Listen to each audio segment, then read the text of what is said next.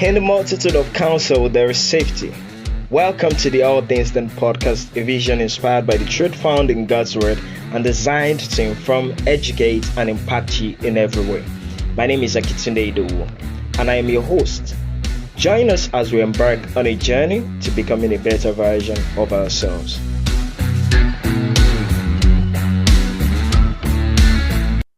Hello, welcome to today's episode of the All Things Done podcast. This is a lovely weekend and I'm so excited, to welcome you back after a few weeks break. All right. And today, we are talking about a topic that is very relevant. It's a trending issue. It's actually, we developed the topic around the trending issue of the Christian school. Talking about the issue of sex for teenagers and children, right? And we titled this episode "The Suspicious Parent." And today I have with me a new co-host who will be joining us delightfully. Her name is Tobiloba. Tobiloba, say hello to everyone. Hi everyone, good to be here today. Good to be on the team's show.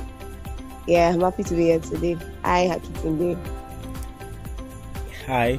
Okay, welcome. So today, like I said earlier, we're going to be looking at the topic, the suspicious parent. And yes, Yugi Yaga, you might just be wondering, okay, what's the suspicious parent? Why suspicious parent? I mean, this podcast is meant for teenagers, but why are you talking about parents? Every one of us will become parents one day, whether you're a teenager now or you're a parent listening to this episode, you're going to become a parent one day. So these are like insightful lessons, and we do not claim to know all, right? This is a caveat we are putting there. We do not claim to know all. As a matter of fact, we are not even parents. The two of us talking on this episode today, we are not parents, but from the insights that we've learned, one from God's word, two, from observing, parental patterns, one from our own parents and people that we admire, and lessons here and there that we've drawn out. We are able to bring you some insights that we think will be very helpful to you and everyone who is listening today. So today, the issues we'll be identifying is centered on parenting actually. So we want to look at things like the delegation of parenting to mothers, right? We want to also look at the issue of digital parenting or online parenting. We want to look at work-life balance, and want to look at the involvement of parents in the life of their teenagers, their children generally. So let's get started, everyone. One of the crucial things that the society is helping us to see today is the issue of delegation of parenting to mothers alone. Do you understand what I'm saying? We have observed that, especially in Africa, I don't exactly know so much about other climes, and that's because I haven't lived there. But it's in this part of the world, parenting is not exactly the father's forte, right? Because fathers are taught to be people who are providers. What are your own thoughts about this? Let's share perspectives on this. Okay, so first, we grew up in a place like Africa, Nigeria precisely, to understand that mothers are supposed to sit at home while fathers go out to look for food, right, in quotes. But basically, things and times are changing, and in a fast-paced society like today, it's important that everyone moves with the time and with the season as well. So we're not in years ago where mothers are supposed to just sit at home and fathers are supposed to go out and to look for food and all. I want to believe that those are part of the reasons why we have a lot of issues in parenting today, right? Where every of the workload is given to just the woman, right? And then a good child is tagged to be the mother, is tagged to be the fathers, right? And then the bad one is the mothers.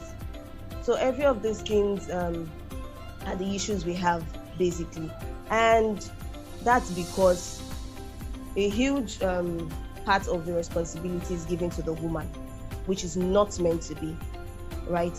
But then when we have both parties active in the life of a child, there's usually a very big difference.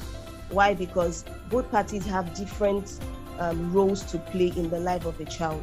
And so when one party is making effort and the other isn't doing anything about it, one part will be deficient, right? Because the mother cannot effectively play the role of a father, and the father cannot effectively play the role of a mother. They both have different roles to play in the life of a child. And so active parenting is something that we should be very intentional about if we want a child, or if we want to if we want to have a better society. The family is the smallest unit of society, right? So if we want for a change in our society today, active parenting is key, really. And then every of these things shouldn't be given to the mothers only, but then fathers should also be actively involved in the lives of their children. So that's let me stop you there a little bit, Tobiloba. If you say that active parenting is essential, and I agree, right? Parents should collaboratively raise children. It shouldn't be one party's responsibility. But again, you look at it, okay, now today we are even seeing a difficulty in the two of them being available to raise children. We are even seeing that some of these responsibilities are being outsourced to either nannies or to teachers or to even grandparents or parents. I mean, how is the best way to actually go about this thing? Part of what we are seeing today is that the woman now works, the man also works. Before it wasn't the case. In the traditional era, right, the mother was very used to home keeping, ensuring that everything runs smoothly. The father's sole responsibility was to make sure that I make available resources in terms of funds, in terms of food items, so that the woman can make a meal out of it and to be able to groom the family. But now everybody is becoming busy. What is it possible to still achieve active parenting again? Is it possible? Okay, yes, so it is very possible. That if both parties are willing to be intentional, right, about this. So, okay, first, we have to have two intentional individuals who are willing to make things work before you can expect that parents would give the best to their children, right? For a man who is willing to be intentional in the life of his children, if he wants to make this work, he will definitely make it work. A woman as well will definitely make it work, vice versa, right? So how exactly can they make this work? Okay, so I'm glad you pointed out already that we are not married, we don't have kids yet, but then from stories we've heard, from things we've seen, we can actually say, okay, these are certain things that can be done rightly. So for parents, for a mother who is working, for a father who is also working, right, there are certain things they can do to make this work. A very good example is constantly creating a conducive atmosphere in the home, right, where your children are able to communicate with you. So now the first thing that causes issues like this in homes is the lack of proper communication. There's usually a communication gap between parents and their children. There's a communication gap between maybe the father and even the mother, right? But then if there is constant communication between them, I feel like, or I know that even if there will be issues, we won't have terrible issues like what we're talking about, in quotes, right? So there should be a form of, there should be a very good, there should be effective communication, right? From children to parents and from parents to children. To ask your children what happened at school, right? Be actively involved in everything they do. How was your day? What are the names of your friends? Who did this to you? Who did that to you? What was the favorite? What do you like about your school? Have conversations with them. Children love to talk a lot, right? And so if you engage them, you'd see it. Things they are supposed to say and things they are not supposed to say, they will end up saying it. Why? Because they're still very little, right? And so if they grow up with such behavior, it makes it easy for them to constantly talk to you. But then in a situation where a child comes back from school, there's nobody to talk to, you come back, your mom is not present, your dad is not present, they just keep to themselves and they begin to get all sorts of information, good and bad, from friends. But then a parent who is very intentional about communicating with their children, it goes a long way. So communication, I would say, is key in active parenting, and so that would go a long way. Okay, thank you very much. That's very insightful. From my own angle, right, I would see it as aside the fact that communication is very important, and I say that communication is really, really key because again, every human being has a love language. According to Gary Chapman, right, in his book The 5 Love Languages, which he also wrote he wrote a book for teenagers and children, finding out the love languages of your children. One of the key love languages for almost every human being is attention. Everyone needs attention. Everyone needs quality time, right? Your ability to involve them in conversations, your ability to know what they are thinking at a particular time, your ability to understand what their desires are.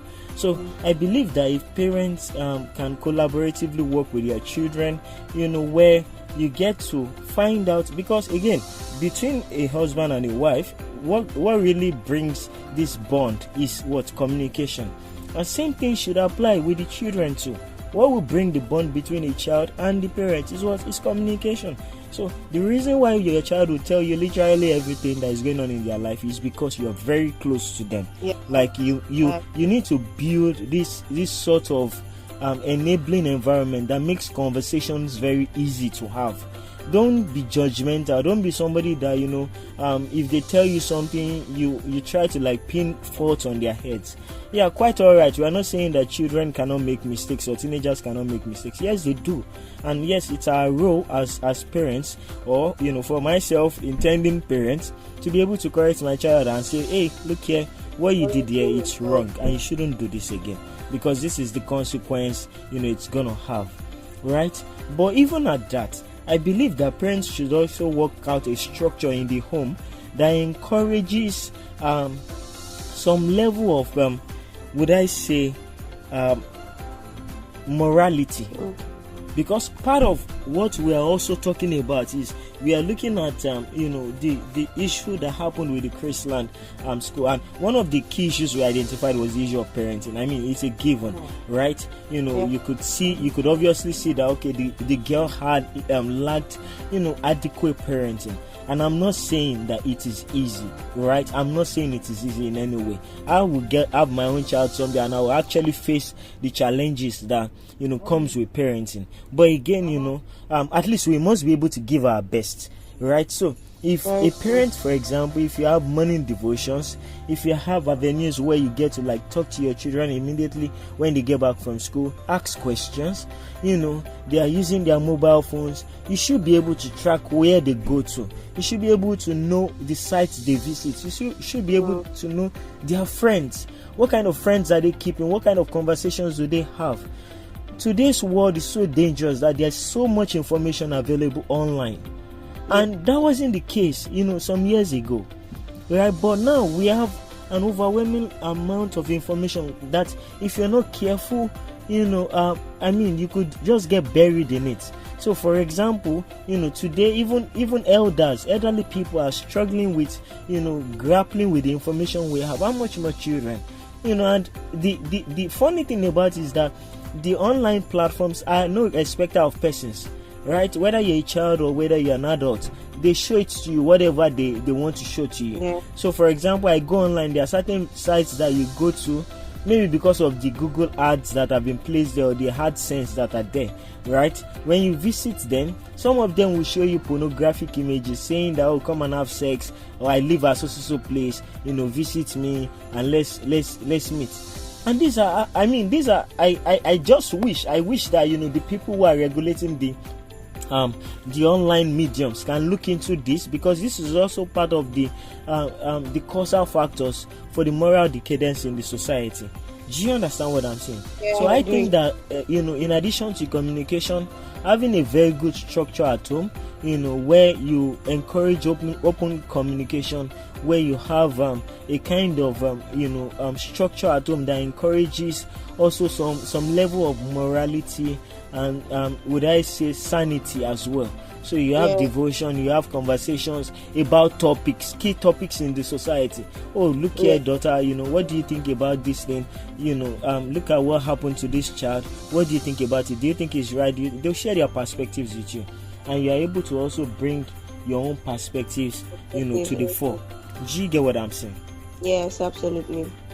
Yeah. So part of what I intend that we should also look at today is also the issue of work-life balance, right? Okay.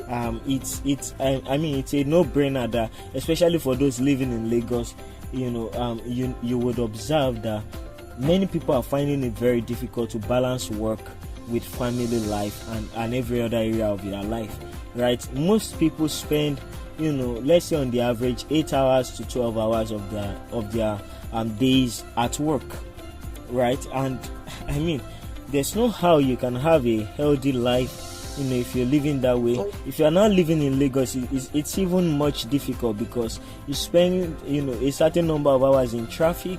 When you get home, you're already exhausted. How do you parent? What's the best method? What's the best procedure to adopt in balancing this work and life strata? Do you want to speak to that, Toby? Okay, so I think this was something we had earlier mentioned. We talked about this already. I'm talking about the fact that we have both parents working, right? Yeah. So So regardless,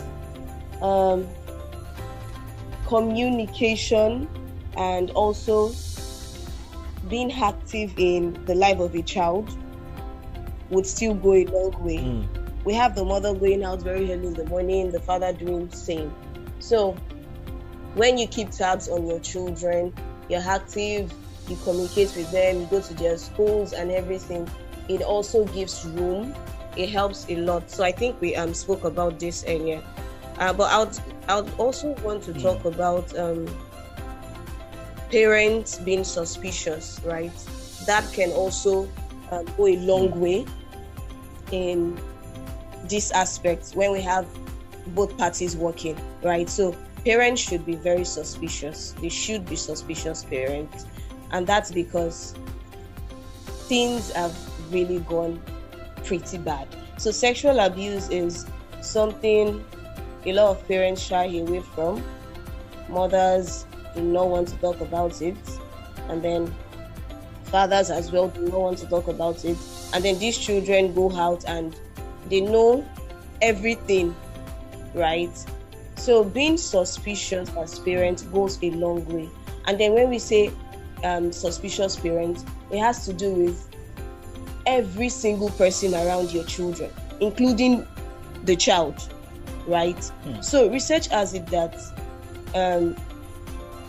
child abusers, right, pedophiles, they are usually in close proximity with their victims. And so this means for every child that has been abused, physically or emotionally or anyhow, this they are usually around those children, right? They are not far away from them. They are usually in close proximity with their victims, meaning that they are either their uncles, their aunts, their teachers at schools, housekeepers, and all, right? So you being a very suspicious parent means that you're suspicious of every single event that happens in your home, in church, school, or anything, right? You should look out for your children. You should constantly look out for them. You should be suspicious at every point.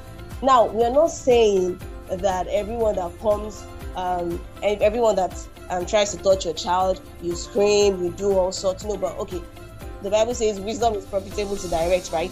So this is a place of wisdom. Parents know exactly how they're going to sort out that, how you strike a balance between they're trying to be suspicious here, but then they're also trying not to offend people in quotes, right? So be very suspicious. I'll give a random example, something we grew up to know. We have a few uncles, or we don't know what they are called, who would always make jest and say things like, they call an underage child, maybe a 6-year-old or a 7-year-old, they call them my wife, right? I mean, this is something that is it's not new, rather. This is not news. They call them my wife, my this, and my that. So every of these things are what a mother or a father should stop immediately, right? And over the years, we realize that parents just laugh about these things. Another thing I want to point would be that parents should look out for their children. In terms of, we have situations where you ask your child to go for holiday in a particular to see a particular friend or family, and then the child is reluctant to go. The child is saying, "Hey, I don't want to," and then parents still force their child to go without even asking to know, okay, why exactly don't you like this person? Why do you? Why exactly don't you like this person? Why don't you want to go? What is so interesting about going to visit? And there might be a reason for that. Right? Most times there are reasons. Even when the child is excited about going, you should still know why. Why are you so excited about going to visit Auntie A? Why are you displeased about going to see Uncle B? Right? So you should ask questions. That is being suspicious. It means you're being very active, and you're not just letting go of anything. Be very active. And so when you're active, it gives room for confidence, in quotes, right? Because children open up to you and they tell you a lot of things. Why? Because they know that you love them. But how do you show a child that you really love them if you do not spend quality time with them? If you're not present. If you're not present, how exactly do you show them that you love them? How exactly do you show that you're looking out for them, right? But then when you show them this, when you communicate with them, when you give them opportunities to talk, it makes them happy, right? And then they are free to talk to you. So it is important that parents now are very suspicious of their children, of everyone around them, everyone that comes into your home. When your children go out, ensure that you ask questions. So I think that's the little I have to say about. Thank you so much. Thank you so much, Tobiloba. In addition to what you've said, I also want to talk a little bit about this work-life balance thing. And the point I want to make is that, just like you said, it's about the intentionality of the parents. But again, we all have powers to make choices. I think at least that's one of the powers that God gave us, right? The ability to choose. So if, as a parent, you have the ability to choose, it means that, no job is actually forced on you. I don't know if you get what I'm saying. So you and your wife can have an agreement. For example, one of them could be an entrepreneur while the other person is a white collar job person or works in a corporate environment, right? Because by doing that, right, if one person is available as an entrepreneur, it simply means that the person has a better control of their time as opposed to the person who is working in a corporate environment, who will probably spend the whole day at the office and only gets home at night and all that. And even at that doesn't mean that the fact that, like, you're not tired, you shouldn't still check up on your children. Say hello, talk with them. That little 10 minutes, that little 20 minutes that you spend with them before you go to bed, before you have dinner, really counts. Do you get what I'm saying? And I just think that it's just very yes, it goes along. It's just very essential that parents come together as whether as spouses, or in whatever form of arrangement that they have.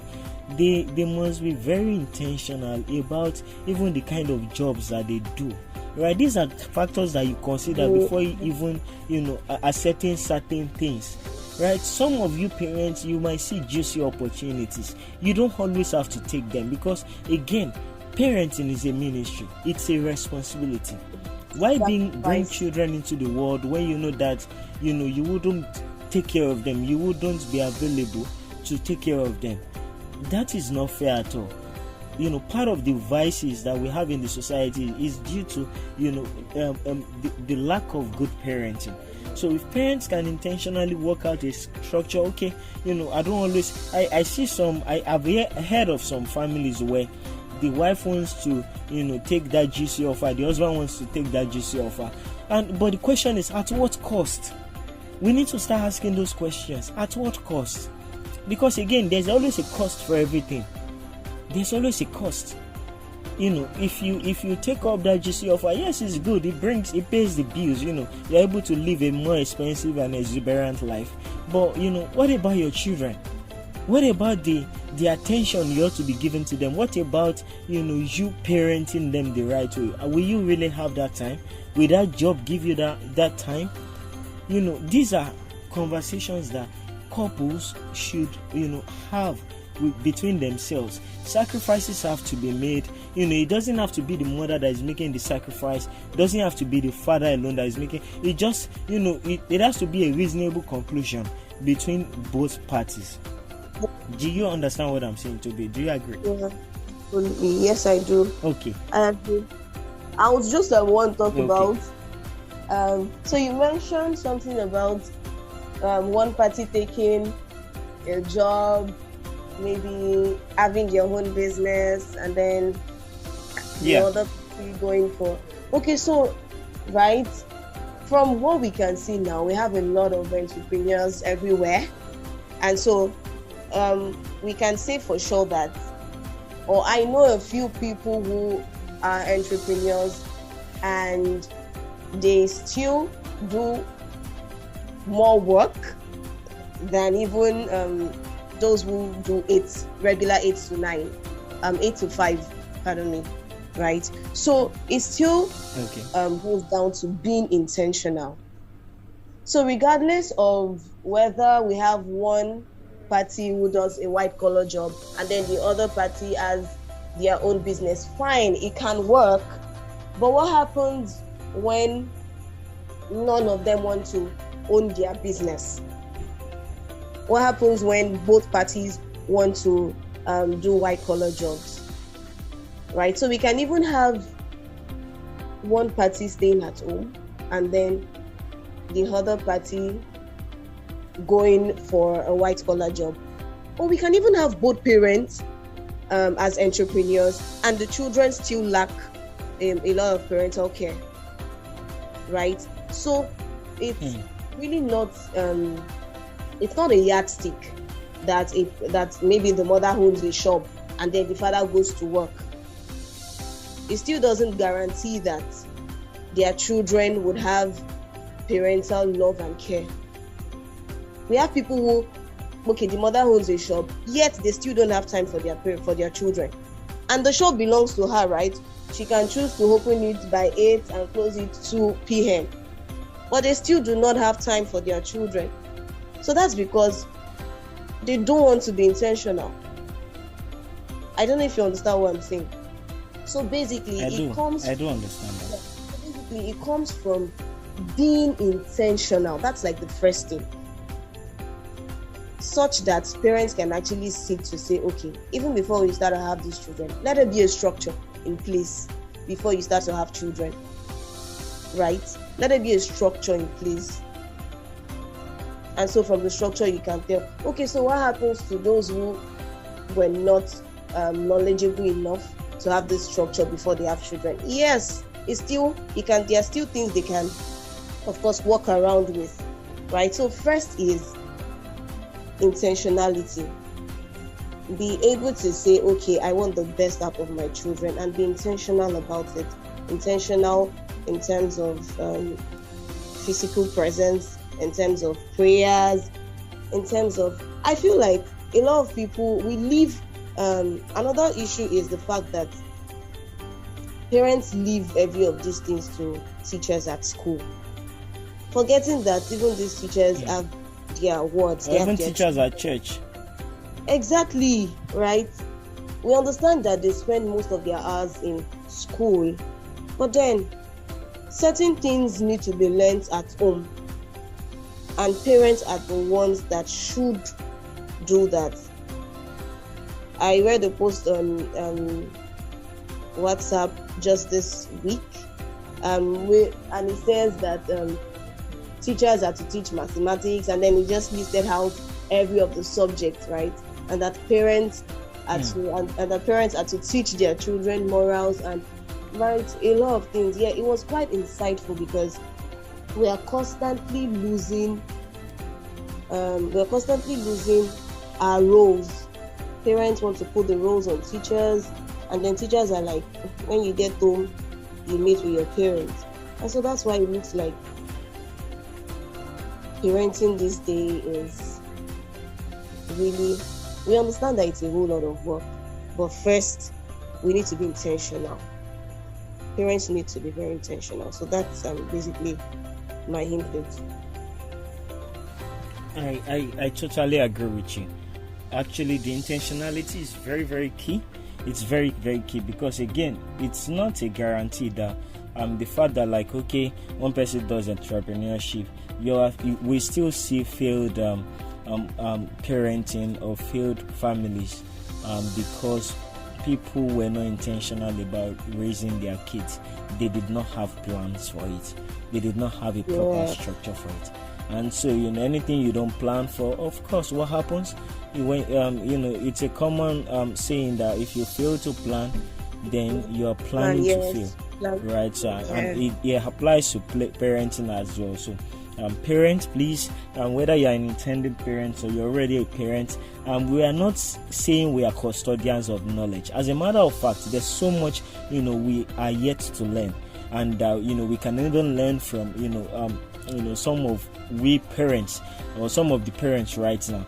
But we are saying that, from the little insights that we're sharing, there's so much we can, always do to improve our family life. If we start implementing these, steps, I believe that our families will take a better shape. I believe that our children will be better cultured, better trained, and I know that definitely posterity will speak for everybody because our children will bless us. By the time they see the kind of sacrifices and dedication we have made to their growth. Yeah, exactly. Thank you so much for listening to this particular episode. We are actually very open to learning your own perspectives about parenting. What do you think about how parents can balance work-life, like how to create a work-life balance? We're also open to listening to your perspectives about whether parenting should be the sole responsibility of fathers or should be the sole responsibility of mothers, or how can both parents work hand in hand to make things work. You can always do that and drop that in our comment section so that we can definitely rub minds and learn from one another. Thank you for being part of today's episode. Tobiloba, thank you, for co-hosting again, today. Look forward to having everybody joining again next week. Take care. Bye-bye, everyone. Thank you for listening. If you have been blessed by this topic, please share with your friends and also drop reviews on the community page or our email. You can also share with us burdens on your heart or topics you would want us to talk about. Feel free to give to promote the spread of this podcast by partnering with us on our website at allthingsdenpodcast.disha.page. Thank you for your constant support. See you next week.